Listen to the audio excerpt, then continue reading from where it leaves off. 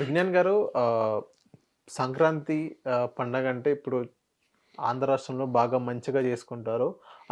It's an emotion అని చెప్పొచ్చు జనవరి రాంగానే. సో, అదే సంక్రాంతికి మంచు మోహన్ బాబు గారు ఎందుకు మంచు మనోజ్ గారిని లోపల రానివ్వద్దని ఆంక్షలన్నీ పెట్టడం జరిగింది? సీ ఒక తండ్రి ఒక కొడుకుని దగ్గరికి రానివ్వట్లేదు అంటే బోల్డన్ని రీజన్స్ ఉంటాయి. ఓ కొడుకు ఓ తండ్రిని దగ్గర రానివ్వట్లేదు అంటే బోల్డన్ని రీజన్స్ ఉంటాయి. అంటే పండగ పూట కూడా ఒక తండ్రి కొడుకుని చెప్తున్నా. దగ్గర రానివ్వట్లేదంటే ఇక్కడ ఏదో సంథింగ్ ఈస్ ఫిషీ అనుకోవచ్చు కానీ కదా! సమాజంలో మాత్రం ఒకటి మాత్రం గుర్తుపెట్టుకో, ఏ పంచాయతీకన్నా ఎళ్ళు. మా నాన్న నన్ను లోపల రానివ్వట్లేదండి అంటే, ఏం చేసావురా? ఎందుకు రానివ్వట్లేదు అంటారు.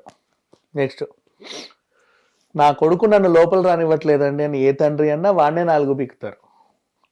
ఓకే. ఎందుకు చెప్పు? ఎందుకు? తప్పెప్పుడు తండ్రుల్లో ఉండదు. వాళ్ళు అన్నీ చూసి ఉంటారు కాబట్టి. తప్పెప్పుడు తండ్రుల్లో ఉండదు, కొడుకుల్లోనే ఉంటుంది. సగం జీవితం వీళ్ళని పెంచడానికి ఎంత చిన్నోడైనా ఎంత పెద్ద స్తోమత ఉన్నోడైనా సరే, తండ్రి తాగేసి రోడ్ల మీద బలాదూరు తిరుగుతున్నాడు, బాధ్యతలు పట్టించుకోవట్లేదు అంటే వాడు ఇప్పటిదాకా నిన్ను పెంచి పెంచి పెంచి పెంచి పెంచి ఉన్నాడుగా, తర్వాత ఆయన బాధ్యత మీరు కదా తీసుకోవాలి. కానీ వీళ్ళు ఏం చేస్తారంటే మా తండ్రి తాగి తిరిగేస్తాడు, అసలు బాధ్యత లేదంటాడు, వీడు ఎదుగుతాడు ఏపులాగా.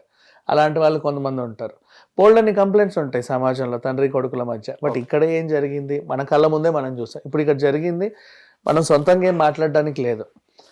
ఒక లీడ్ తీసుకుందాం. లాస్ట్ టైం మోహన్ బాబు గారు మంచు మనోజ్ను ఉద్దేశించి ఏమన్నాడు అని ఆయన వాయిస్ రిలీజ్ చేసినప్పుడు ఏమున్నాయి దాంట్లో? అందరికంటే నిన్నే గారాబంగా పెంచాను చిన్నోడివని, అందరికంటే నిన్నే మంచి స్కూల్లో జాయిన్ చేశాను చిన్నోడివని, నేను చాలా ప్రేమగా చూసుకున్నాను, నీకే ఏది కావాలంటే అది ఇచ్చాను. నువ్వు ఇప్పుడు వెళ్ళి ఆ స్కూల్ విశ్వవిద్యాలయము 10 మందికి చదువు నేర్పిస్తున్నావు, మనం చారిటీ చేస్తున్నాం, ఫ్రీగా ఉచిత విద్యను అందిస్తున్నాం. అక్కడికి వెళ్ళి నువ్వు గొడవ చేస్తున్నావు, అక్రమాలు అంటున్నావు. నెక్స్ట్, మీ అన్నతో సరిగ్గా ఉండవు, గొడవే, ఇంట్లో గొడవే, అది ఇది ఇలా బోల్డ్ అన్ని. ఆస్తి అంటావు, ఇదంటావు, అదంటావు. నేను ఇప్పుడు చెప్తున్నాను, నా ఇంటికి నా కొడుకు ఎలాంటి సంబంధం లేదు, నేను ఉన్న రోజు నువ్వు ఇంటికి నీకు రావాల్సిన అవసరం లేదు. ఇలాంటివే కదా ఆయన మాట్లాడింది లాస్ట్. ఎంత ఆయన మాట్లాడినా కూడా నెక్స్ట్ వాళ్ళ తల్లి రిలీజ్ చేసిన లెటర్లో ఏముంది? నా 2 కొడుకులకి ఇక్కడ నా మా మీద సమాన హక్కులు ఉన్నాయి, ఎప్పుడైనా రావచ్చు, ఎప్పుడైనా వెళ్ళొచ్చు అన్నట్టు ఆ ఉత్తరంలోనే ఉంది. తల్లిదండ్రులు అంతే, ఒకసారి కోపం వచ్చినప్పుడు మాట అంటారు, మళ్ళీ తెల్లారితే ఎంత కాదన్నా నా కొడుకే అంటారు. కానీ ఎదురు చూస్తారు, ఈ రోజు కాకపోతే రేపు, రేపు కాకపోతే ఎల్లుండైనా వీళ్ళు మారుతారేమో అని. ఇప్పుడు ఓవరాల్గా చెప్పాలంటే ఇది వాళ్ళ కుటుంబ పంచాయతీ, మనకు అనవసరం. కానీ ఈయన ఊ అంటే మనం ఎందుకు మాట్లాడుతున్నాం అంటే, ఈయన ఊ అంటే ఉంటే ప్రెస్కి రిలీజ్ చేస్తున్నాడు.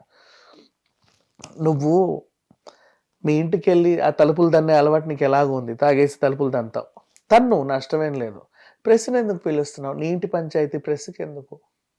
అంటే ఏం పోర్ట్రే చేద్దాం అనుకుంటావు? మీ నాన్నని, మీ అన్నని, వీళ్ళందరినీ ఏం చేయాలనుకుంటున్నావు? సంథింగ్ నీకేదో ఉంది. అదేంటో పాపం వాళ్ళకి అర్థమై చావట్లా, ఇప్పటికీ అర్థం కావట్లా. ఆ విష్ణు గారికి తెలియట్లా, విష్ణు గారి ఫ్రెండ్స్కి తెలియట్లా, పోనీ మీ ఫ్రెండ్స్ని అడిగినా కూడా తెలియట్లా. ఇప్పుడు ఈయనకి ఒక మంచి బ్యాచ్ ఉంది, ఎవరు? మన నరేష్ గారి అబ్బాయి విజయ్ కృష్ణ, ఉప్పెన హీరో ఆ పిల్లోడు, తేజు, సాయిధరం తేజు, వీళ్ళందరూ ఒక గ్రూప్ అనమాట. వీళ్ళు కూడా కలిసి సంక్రాంతులు చేసుకుంటారు, హ్యాపీగా తిరుగుతారు. వీళ్ళ బ్యాచ్ వీళ్ళకి ఉంది, బాగుంటుంది, గుడ్ ఫ్రెండ్షిప్. వాళ్ళని అడిగినా తెలియట్లా ఎందుకురా వీడు ఇలా తయారయ్యాడు అని. ఏమో అండి మాకు తెలియదు అంటాడు. ఏమనంటే కోపం, ఫ్యామిలీ పైన, దేనికి తెలియదు. నీకేం చేశారో, ఏం అన్యాయం చేశారో తెలియదు. ఒకటి అపోజ్ చేశారు, అది పని మనిషి చెప్పింది ఏమని, ఆ పిల్లని పెళ్లి చేసుకోవడం ఇంట్లో వాళ్ళకి ఇష్టం లేదండి, అప్పటి నుంచే వీళ్ళ మధ్యలో గొడవలు ఉన్నాయి అని. ఇవి అందరి ఇళ్లలోనూ ఉంటాయి.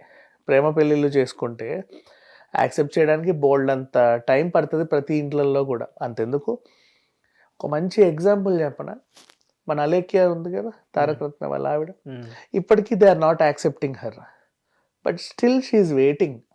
తను ఎప్పుడన్నా వెళ్ళి తాగేసి తలుపులు తన్నిందా? పిల్లలను తీసుకెళ్ళి గొడవలు చేసిందా? తలుపుల ముందు కూర్చొని ధర్నాలు చేసిందా? ఏమీలా. అయితే విజయసాయి రెడ్డి గారి దగ్గరికి వెళ్తుంది, లేదా బాలయ్య దగ్గరికి వెళ్తుంది. అవును. అంటే తల్లిదండ్రులు దగ్గర రానివ్వట్లేదు, అత్తమామలు దగ్గర రానివ్వట్లేదు, ఏదో రోజు వాళ్ళ కోపం తగ్గుద్దిలే అని చెప్పి మిగతా కుటుంబ సభ్యులతో సఖ్యతగా ఉండి హ్యాపీగా ఉంటారు. ఇక్కడ చూస్తే వ్యవహారం వేరు. ఇక్కడ కూడా ఏంటి, నీ ప్రేమ పెళ్ళి దే ఆర్ నాట్ యాక్సెప్టింగ్. కానీ దే యాక్సెప్టెడ్ ఒకనొక టైంలో. నీ పెళ్లి దగ్గరుండే పెద్ద ఆయన చేశాడు, ఇంట్లోనే జరిగింది. ఇంట్లో అంటే తండ్రి నీడనే జరిగింది, అంత బాగానే ఉంది. కానీ ఒకటి పెట్టుకున్నారు లోపల, మాట్లాడట్లేదు సరిగ్గా, మాట్లాడరు సరిగ్గా, పెళ్ళిళ్ళు గిళ్ళు చేస్తారు, అది ఉంటుంది కొంతకాలానికి సెట్ అవుతుంది. మన ఇంట్లోనే ఉంటాం, మన ఇద్దరం అన్నదమ్ములం అనుకో, నాకు ఇష్టం లేని పెళ్ళి నువ్వు చేసుకున్నావు, నీకు ఇష్టం లేని పెళ్ళి నేను చేసుకున్నా, మన ఇద్దరం మాట్లాడుకోవడానికి చాలా టైం పడుతుంది, ఎప్పటికో అవుతాయి అంతే. ఈ లోపు మనము అలాని ఇంటి వాతావరణాన్ని ఎప్పుడు డిస్టర్బ్ చేయకూడదు. తాగేసి వచ్చి తలుపులు దాన్ని 10 మందిని వేసుకొని వచ్చి. విజ్ఞాన్ గారు ఇక్కడ ప్రశ్న ఎందుకు పిలిపించారు అని మీరు ఇప్పుడు అన్నారు. అక్కడ తండ్రి గారు లోపలికి ఎలవ్ చేయట్లేదు, ఎంత కొంత ఎలవ్ చేయండి, తండ్రి దగ్గరికి వెళ్తుంది నా మాట అని చెప్పి అలా కూడా చూడవచ్చు కదా. ఎందుకు ఎలవ్ చేయట్లేదు అనడానికి ఒక ఆన్సర్ ఉంది ఆల్రెడీ. గతంలోనే జస్ట్ ఒక నెల క్రితమే ఒక ఇన్సిడెంట్ జరిగింది, మనందరం చూసాం. తలుపులన్నీ పగలగొట్టుకొని మళ్ళీ లోపలికి వచ్చాడు. మోహన్ బాబు గారికి ఏం చేయాలి అర్థం కాక ప్రెస్ మీద దాడి చేశాడని అదని ఇదని ఇంత రచ్చ చేశారా? మళ్ళీ ఈయన వచ్చి మళ్ళీ ఇలాంటి దరిద్రాలు మాకెందుకు, శుభమాన అందరం పండుగ చేసుకుంటున్నాం, గతాన్ని మర్చిపోయి, గతం గతహ అన్నాడు పెద్ద ఆయన. నెల రోజులైంది, సరే అన్నీ పక్కన పెట్టేసి అక్కడికి వచ్చి ఆ పిల్లల మధ్యలో, ఆ యూనివర్సిటీ వాళ్ళ మనుషుల మధ్యలో, వాళ్ళని నమ్ముకొని ఉన్న వాళ్ళ మనుషుల్లో చక్కగా భోగి మంటలేసి హ్యాపీగా సెలబ్రేట్ చేసే టైంలో మళ్ళీ అక్కడికి కూడా గొడవ పంచాయతీ అవసరమా? పైగా ఇంట్లో అంటే ఆ రోజు ఇంత పాప ఉంది కాబట్టి ఆయన తలుపులు వేసాడు గొడవలు జరగకూడదని. అక్కడ ఇంతింత పిల్లల నుంచి ఇంతింత పిల్లల వరకు కొన్ని వేల మంది ఉంటారు, డిస్టర్బ్ అవుతారు, మైండ్స్ అన్ని డిస్టర్బ్. ఆ సెన్స్ తండ్రి స్థానంలో ఉన్న వాళ్ళకి తెలుస్తుంది, ఆవేశంలో ఉన్న పిల్లలకు తెలియదు. అందుకని చెప్పేసి వాళ్ళు తలుపులు వేస్తారు. తలుపులు వేసాము అంటే ఒక రీజన్ ఉంటుంది, నువ్వు లోపలికి వచ్చి చేసే విధ్వంసం వేరు అని. వచ్చావు, కుండలు బగల కొడతావు, టీవీ బగల కొడతావు, ఎక్వేరియం బగల కొట్టేసి పోతావేమో, నీ ఆవేశం అలాంటిది, వాళ్ళకి అది నష్టమే కదా, అందుకు ఆపుతారు, విధ్వంసం వద్దు అని. అవి పిల్లలు చూస్తారు ఇట్లా ఏదో జరుగుతుందని భయపడతారు, మానసికంగా వాళ్ళు డిస్టర్బ్ అవుతారు. ఇలాంటి సిచ్యువేషన్స్కి వాళ్ళు అలా చేస్తారు. ఈయన వెళ్ళాడు, సరే ఒక నిమిషం నేను వస్తున్నాను అని ఒక షెడ్యూల్ పెట్టుకొని వెళ్ళావు. ఒక వారం ముందు నుంచే రోడ్ల మీద తిరిగేట వాళ్ళందరినీ పోగేసావు. ఏమనంటే వాళ్ళందరూ నా అభిమానులు అంటావు. నీకు ఎప్పటి నుంచి ఎంతమంది అభిమానులు వచ్చి చచ్చారో నాకు తెలియదు, సరే ఉన్నారులే. నువ్వు ఎప్పటికైనా సినిమా తీస్తావని ఎదురు చూసి దశాబ్ద కాలంగా ఈయనకి తెరమరుగే, పెద్దగా ఏమీ లేదు. అయినా సరే మొత్తం చొక్కాలు చింపుకునే అభిమానులు ఉన్నారు నాకని చెప్పావు. సరే నీ అభిమానులే, కాదనలేము. వచ్చావు, ఓ షెడ్యూల్ ఇచ్చావు, ఈ టైంకి నేను ఎయిర్పోర్ట్లో దిగుతా. దిగి ఏం చేస్తా, పెట్టబేలా ఎక్కడో పెట్టాలి కదా, మా కొంపక నన్ను రానివ్వరు, నీకు తెలుసు ఆ విషయం. కజిన్స్ ఇంటికి వెళ్తున్నాను అన్నావు, సరే కజిన్ ఇంట్లో పెట్టుకొని ముక్కు మూతి కడుక్కొని కాళ్ళు దొరుకుని బయటికి వెళ్ళావు అనుకుందాం. డైరెక్ట్ ఎంబీ యూనివర్సిటీ అనమాట. ఈ లోపే నువ్వు మొత్తం మందను పోగేసావు అక్కడ. ఆ మందనంతా వేసుకొని అక్కడికి వెళ్ళాలి. ఆ మంద నువ్వు వస్తున్నావు అని చెప్పి, మా అన్న వచ్చిండు వస్తుండు అని చెప్పేసి ఊరంతా ఫ్లెక్సీలు, ఒక గొడవ, ఒక హింసకరమైన వాతావరణం, ఓ విధ్వంసకరమైన వాతావరణం, అందరిలో వేసుకుంటూ మళ్ళీ ఆ తలుపులు దండడానికి వస్తున్నాం. మళ్ళీ చెప్తున్నావు బౌన్సర్స్ అంటే వాళ్ళు ఏదో రౌడీల్లా ఉన్నారు అని. ఇప్పుడు నేను చెప్తా, బౌన్సర్స్ రౌడీల్లా ఉన్నారు అంటే దే ఆర్ ఇన్ యూనిఫామ్. వాళ్ళు ఎందుకు తెచ్చుకున్నారు అంటే పిల్లల్ని కాపాడుకోవడానికి, నిన్నేదో చేయడానికి కాదు. పండగ జరుగుతుంది, భోగి మంటలు ఉంటాయి, ఇంకేముంటాయి, నలుగురు అటు ఇటు తిరుగుతారు, పిల్లలందరినీ మనం సంరక్షిస్తే మళ్ళీ వాళ్ళందరినీ బస్ ఎక్కించి ఇంటికి పంపాలి. కాబట్టి 10 మందిని బండ్లలో పిలిపించారు. అదే నిన్న మంచు మనోజ్ గారు లోకేష్ గారిని కలవడానికి రీజన్ ఏంటి సార్? హాఫ్ అన్ అవర్ కలిసారా? కలవని మా ప్రాబ్లం ఏం లేదు, పండక్కి సందర్భం ఎందుకు, వాళ్ళ పిల్లోడు ఉన్నాడు ధైర్యం, ఆ అబ్బాయికి వీళ్ళ పెళ్ళైన తర్వాత ఫస్ట్ బర్త్డే కూడా చంద్రబాబు నాయుడు గారిని కలిసి వచ్చాడు. అలా చేసుకున్నారు. అంటే ఇక్కడ ఇష్యూ గురించి లోకేష్ గారితో ఏమైనా డిస్కస్ చేశారా? చేయలేదని కూడా ఆయన చెప్పారు. అనుకోవాల్సిన అవసరం కూడా లేదు, ఎందుకంటే వాళ్ళ ఫ్యామిలీ, ఇప్పుడు వాళ్ళ అమ్మాయి వాళ్ళ ఫ్యామిలీ టీడీపీ కదా, మర్యాదపూర్వకంగా కలవచ్చు, మర్యాదపూర్వకంగా కూడా కలవచ్చు, నష్టమేం లేదు. అండ్ ఇకపోతే నా మెయిన్ ఇంటెన్షన్, సంక్రాంతికి ఎవరైనా సరే అల్లుడిని పిలిచి సేవలు చేస్తారు ఆంధ్ర సైడ్. నిన్ను మీ అత్తింటి వాళ్ళు పిలవలేదా?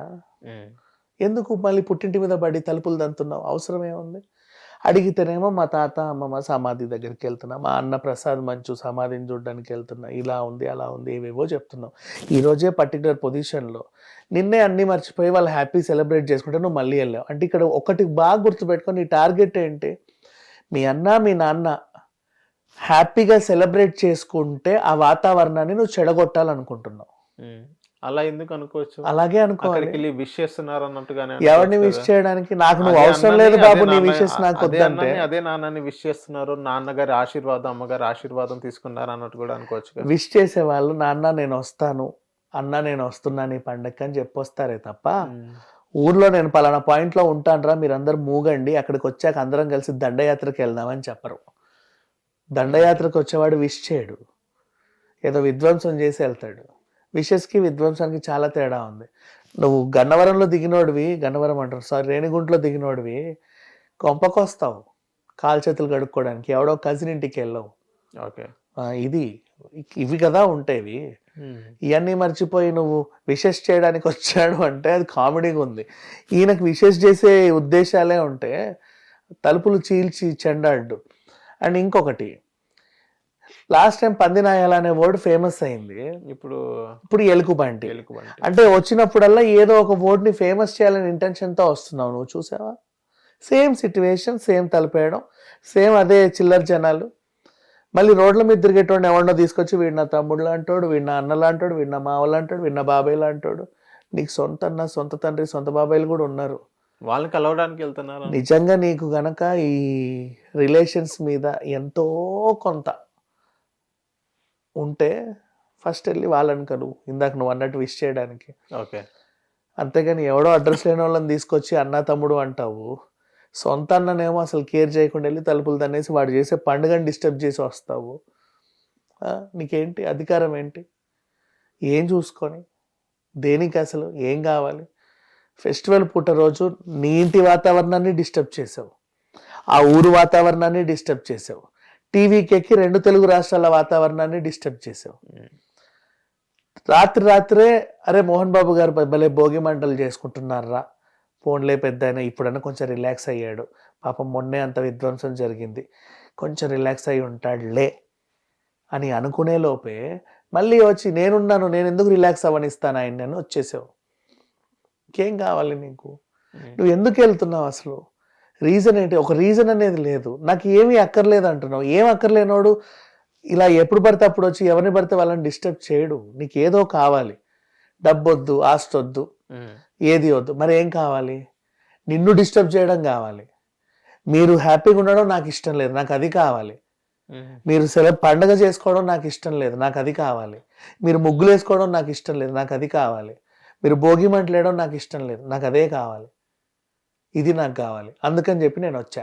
కానీ ఆయన మనసులో ఆశీర్వాదం కూడా అనుకోవచ్చులే. ఆశీర్వాదం కోసం అదే చెప్తున్నా, ఆశీర్వాదం కోసం వచ్చేవాళ్ళు ఈ టైప్లో మందనేసుకురారు. ఓకే, ఎవడెవడెవడో తీసుకొచ్చి మన చుట్టుపక్కల ఉన్న వాళ్ళేమో మనకి అసలు అన్నలాగా తమ్ముళ్ళగా కనబడుతున్నారు. యూనివర్సిటీలో ఉన్న వాళ్ళందరూ వచ్చిన వాళ్ళందరూ రౌడీల్లాగా గూండాల్లాగా పెద్ద ఏదోలాగా కనబడుతున్నారు. చూసే మన కళ్ళని బట్టి ఉంటది. హిట్ టీవీ యాప్, ఇందులో short news, live news, entertainment shows, movies, digital magazines తో పాటు మీ జిల్లా వార్తలను కూడా ఫ్రీగా చూడొచ్చు.